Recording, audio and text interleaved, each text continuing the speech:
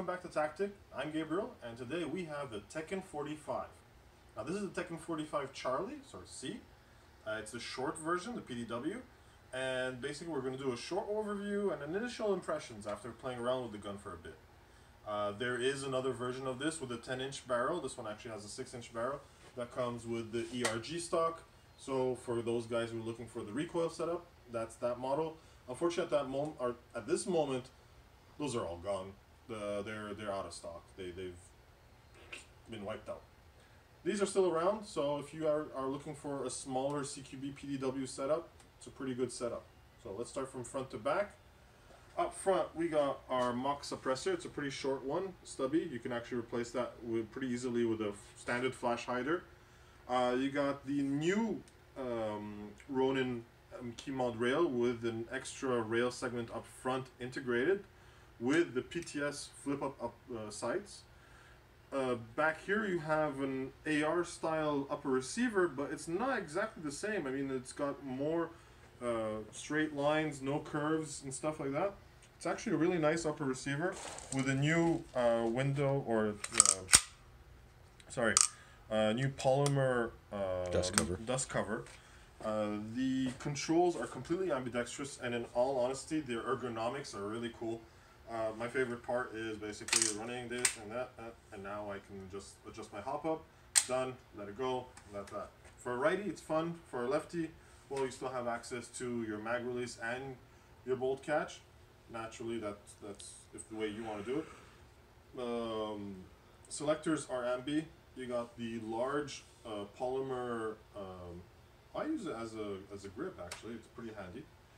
Then you got an ambidextrous charging handle, which is really nice, honestly. One pull opens both the gates. Then you got your PDW stock with an 11.1 1100 milliamp hour in here. And in all honesty, I feel that this is probably the best PDW stock to date.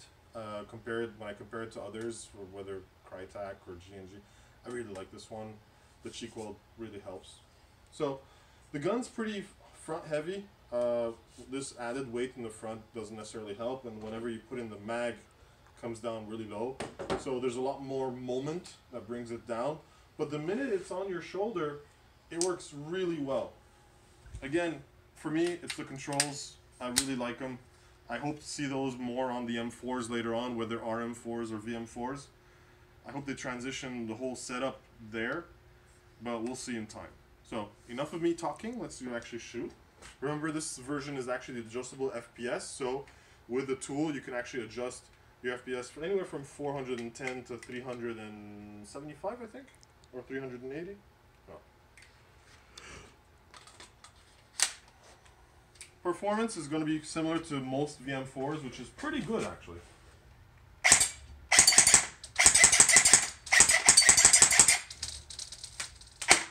Yeah.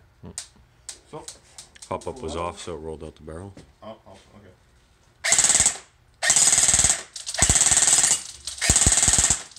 So it's running about, what, I think 20 rounds a second right now, or 22.